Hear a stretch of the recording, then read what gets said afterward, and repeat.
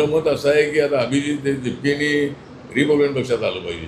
ज्या मायावतीचे एकदा 207 आमदार निवडून आले होते, त्या मायावतीचा एकच आमदार निवडून आला आहे. आणि त्याचं कारण असं आहे की नरेंद्र मोदींनी काँग्रेसच्या भ्रष्टाचाराच्या विरोधामध्ये जबरदस्त हल्ला केल्यामुळे त्यांच्या नेतृत्वाला पाठिंबा देणारे सर्व समाजामध्ये मोठ्या प्रमाणामध्ये लोकांची संख्या आहे. पण रिपब्लिकन पक्षाची भूमिका बाबासाहेबांचीच होती की सर्व जाती धर्माच्या लोकांना पक्षात आणायचं. गरीब असेल, शेतकरी असेल, युवा असतील, महिला असतील, बेरोजगार असतील किंवा अनेक जे ब्राह्मण असतील किंवा ठाकूर असतील, मराठा असतील, राजपूत असतील, जाट असतील, हिंदू असतील, मुस्लिम असतील, शीख असतील, इसाई असतील, सर्व जाती धर्माच्या लोकांना पक्षात ही भूमिका होती. त्या ठिकाणी चिपळूणमधले सगळे पत्रकार उपस्थित आहे. इलेक्ट्रॉनिक मीडिया, प्रिंट मीडियाचे पत्रकार इथे उपस्थित आहे. आणि आज बऱ्याच दिवसानंतर चिपळूणमध्ये येण्याची संधी मिळाली. एक तर रिपब्लिकन पक्ष हा जो आहे बाबासाहेबांच्या विचाराचा, शिवाजी महाराजांच्या विचाराचा, महात्मा ज्योतिबा फुलेंच्या विचाराचा पक्ष आहे. सर्व जाती धर्माच्या लोकांना पक्षात आणलं पाहिजे ही बाबासाहेबांची भूमिका होती. फक्त दलितांच्या मतावर निवडणुका जिंकणं अशक्य आहे. त्यामुळे नॉन दलित असणाऱ्या समाजाला सुद्धा आपल्यासोबत आणलं पाहिजे. माहीत आहे का?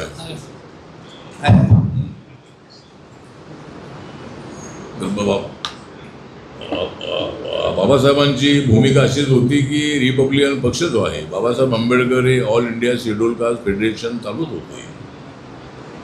आणि 1942मध्ये All India Scheduled Caste Federation स्थापना झाली होती. त्यावेळेला अनेक राज्यामध्ये All India Scheduled Caste Federation होतं. आणि वेस्ट बेंगॉलमध्ये जोगेंद्रनाथ मंडल नावाचे एक दलित नेते होते. आणि बेंगॉलमध्ये All India Scheduled Caste Federation अत्यंत ॲक्टिव्ह होता. सर्व देशामध्ये सर्वात जास्त पॉप्युलेशन दलितांचं हे 36% पॉप्युलेशन दलितांचं त्या ठिकाणी आहे. तर त्या ठिकाणी जे आमदार निवडून आले होते, त्या आमदारांच्या पाठिंब्यावर बाबासाहेब आंबेडकर संविधान सभेमध्ये आले होते. तर त्यामुळं बाबासाहेब आंबेडकरांचा प्रयत्न असा होता की ज्यावेळेला पहिली निवडणूक झाली 1952ची, त्या निवडणुकीत बाबासाहेब आंबेडकर हे लवगुरू मतदारसंघातून मुंबईतून हरले होते. नंतर ते भंडारा जिल्ह्यामध्ये त्या निवडणुकीत हरले नव्हे, त्यांना काँग्रेस पार्टीने हरवलं. आणि म्हणून बाबासाहेबांचा विचार केला की काँग्रेसच्या विरोधामध्ये एकच पार्टी असावी आणि ती party Republican party of India या नावाची पार्टी असावी. आणि बाबासाहेबांनी राम मनोहर लोहियांना पत्र लिहिलं होतं आणि त्याच्यामध्ये काँग्रेस विरोधामध्ये एकच पक्ष असावा. ज्याप्रमाणे अमेरिकेमध्ये, फ्रान्समध्ये, जर्मनीमध्ये किंवा अनेक देशामध्ये 2च पक्ष आहेत, एक सत्ताधारी पक्ष आणि विरोधी पक्ष.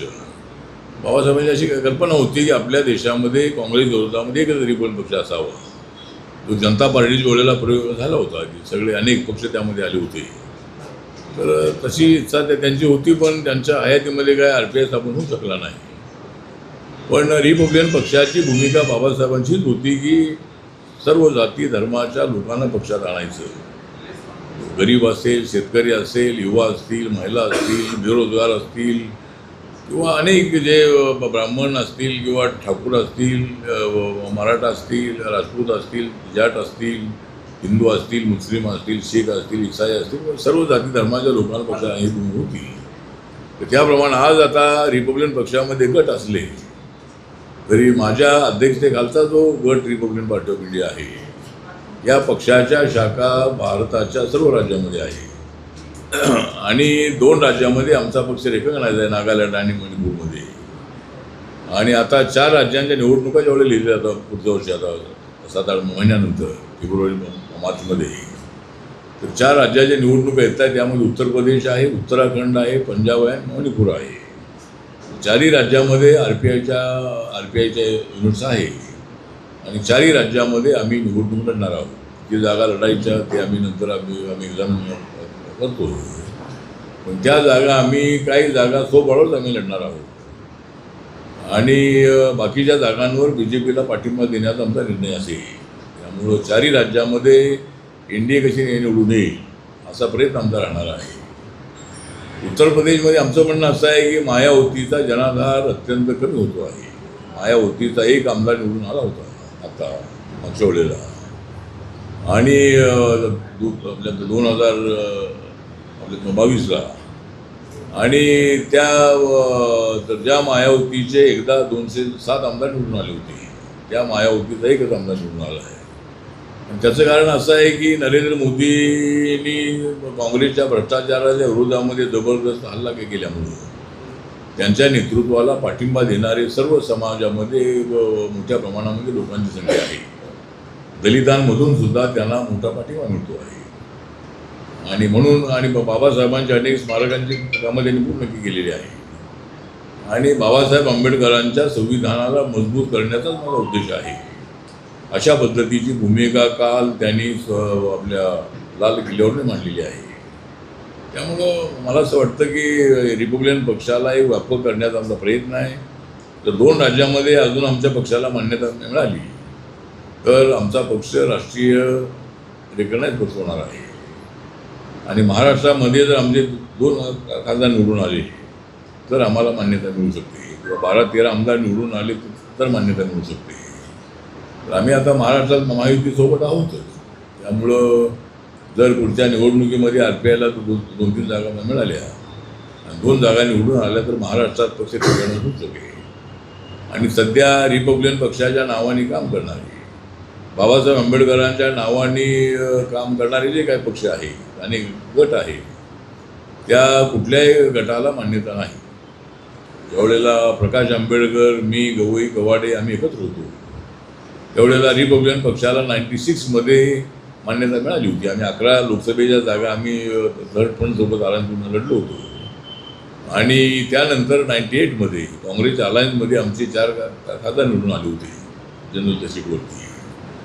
तर अशा पद्धतीनं आता एकतर RPIला महाराष्ट्रामध्ये मान्यता नाही, पण पुढच्या 5 वर्षामध्ये माझा प्रयत्न असा आहे की अजून 2 छोट्या राज्यामध्ये मान्यता मिळवायची. महाराष्ट्रात सुद्धा येणाऱ्या लोकसभेच्या निवडणुकीत आम्ही 2-3 जागा मागू आम्ही. आणि 2 जागा निवडून आल्या तर महाराष्ट्रात पक्ष रेकग्नाइज होऊ शकेल आपल्याला. तर एक आहे का आपला प्रयत्न आहे. त्यानंतर जे आमचे दलित तरुण आहे त्यांना माझं आव्हान आहे की भारत सरकारच्या, राज्य सरकारच्या ज्या अनेक योजना आहेत त्या योजनांचा फायदा उठवून आपण स्वबळावर उभं राहिलं पाहिजे, आपल्या पायावर उभं राहिलं पाहिजे. सगळ्यांनी नोकऱ्या शोधण्यापेक्षा त्यांनी आपले उद्योग टाकावे आणि 10, 20, 50, 100, 200 लोकांना कसा रोजगार मिळेल या दृष्टिकोनातून सरकारच्या अनेक योजना आहेत. MSME योजना मोठ्या प्रमाणात आहे. प्रधानमंत्री मत्स्य संपदा योजना आहे, त्यामध्ये 50 लाखाची योजना आहे, त्यामध्ये 30 लाख सबसिडी आहे. आणि 6 महिन्यातून ते अर्ध्या एकरामध्ये 5 टँक टाकायचे. 6 महिन्यामध्ये मछली तयार होते आणि व्यापारी ते घेऊन जाण्यासाठी येतात. त्यामुळं 6 महिन्यामध्ये कमीत कमी 90,000 ते 1,00,000 रुपये त्या शेतकऱ्याला फायदा होतो. तर अशी योजना आहे किंवा अनेक अशा योजना आहे. MSMEच्या अनेक योजनांमध्ये सबसिडी आहे. त्याचा फायदा उठवून मला वाटतं की कोकणाचा विकास जर करायचा असेल, कोकणामध्ये थोडे छोटे मोठे उद्योग आले पाहिजे. आणि कोकणचा जो माणूस आहे त्या माणसाला मुंबईकडे सगळ्यांना जाण्यापेक्षा त्यांना याच ठिकाणी रोजगार मिळाला तर कोकणाच्या विकासासाठी ते अत्यंत आवश्यक आहे. कोकण हे सृष्टी सौंदर्याने नटलेला अशा पद्धतीचा परिसर आहे. अनेक डोंगरांनी अनेक झाडांनी व्यापलेला अशा पद्धतीचा परिसर आहे. त्यामुळे या ठिकाणी पर्यटक मोठ्या प्रमाणामध्ये येण्यासाठी काही स्पॉट आता अनेक ठिकाणी पर्यटक येतातच, पण अजूनही याला डेव्हलप करणं अत्यंत आवश्यक आहे. जे टुरिझम मिनिस्टर आहे महाराष्ट्राचे त्यांनीसुद्धा याचा अभ्यास करून कोणत्या ठिकाणी टुरिस्ट येऊ शकतात याच्यासाठी प्रयत्न होणं आवश्यक आहे. आणि कोकणाचा विकास झाला पाहिजे अशी रिपब्लिकन पक्षाची भूमिका आहे. त्यामुळं कोकणाचा माणूस जो नोकरदार आहे, कोकणातला जो आमचा तरुण आहे, त्यांनी आपले उद्योग चांगल्या पद्धतीने टाकत असं एक आपलं मत आहे. त्यानंतर आता एक तर काँग्रेस जनता पार्टी जी आहे आपल्या अभिजित गिरकेंनी गेलेली, तर माननीय चंद्रकांत जे सुप्रीम कोर्टाचे जस्टिस आहे. त्यांनी सांगितलं की माझ्या वक्तव्याचा विपर्यास करण्यात आला. कॉक्रोच मी म्हणालो होतो. आता त्या कॉक्रोचच्या नावाने अभिजितनी ती पार्टी सुरू केलेली आहे. आता पहिल्या लढ्याला त्याला यश मिळालेलं आहे. म्हणजे धर्मेंद्र प्रधान यांचा राजीनामा घ्या किंवा दिलाच पाहिजे ही भूमिका त्यांची होती आणि नरेंद्र मोदी यांच्या सरकारने त्यांच्या मागण्या मान्य केलेल्या आहे. आणि आता पुढे काय करायचं, पण अभिजित दिपके हा अरविंद केजरीवाल यांच्या टीममधला तो स्टुडंट आहे. स्टुडंट आहे म्हणजे त्यांच्या टीममध्ये तो अनेक दिवस राहिलेला आहे. माननीय अण्णा हजारे साहेबांचं जे आंदोलन होतं त्या आंदोलनाच्या काळामध्ये किंवा नंतर तो त्यांच्यासोबत आता राहिलेला आहे. ठीक आहे, तो कुठेही राहिला असला तरी आपलं मत असं आहे की आता अभिजित दिपकेनी रिपब्लिकन पक्षात आलं पाहिजे. म्हणजे रिपब्लिकन पक्ष बाबासाहेबांचा खरा पक्ष आहे. रोज एखादा पक्ष काढून उपयोग नाही, पण त्यांनी तो पक्ष काढल्यामुळं नीट एक्झाममध्ये झालेल्या पेपर फुटीचा मोठ्या प्रमाणामध्ये इम्पॅक्ट जो आहे हा इम्पॅक्ट हा घराघराशी पोचलेला होता आणि पेपर लीक होणं अत्यंत अयोग्य आहे. अनेक वेळेला पेपर लीक होत आहे. तर म्हणून आता सरकारने कायदाही केलेला आहे की 10 वर्षाची शिक्षा जो यामध्ये सापडेल त्याला 10 वर्षाची शिक्षा, त्याला दंड आहे. अशा पद्धतीचा कायदासुद्धा आमच्या सरकारने बनवलेला आहे. आणि अशी पेपर फुटी लीक होऊ नये यासाठी नक्की सरकारच्या वतीनं प्रयत्न होतील. पण समाजामध्ये पत्रकार आहेत, NGO चालवणारे लोक आहेत किंवा ग्रामपंचायत आहे किंवा नगरपालिका आहे आणि गावातल्या लोकांची ज्या संस्थांच्या जे असे काही लोक अशा लोकांमध्ये मार्गदर्शन होणं आवश्यक आहे. असं करणं अयोग्य आहे. त्यामुळं कायदा झाला तरीसुद्धा कायदा तोडणारे लोक आहेतच. कायदा तर आहेच आहे, पण म्हणून आता पेपर लीक होऊ नये याचा असा आमचा प्रयत्न आहे.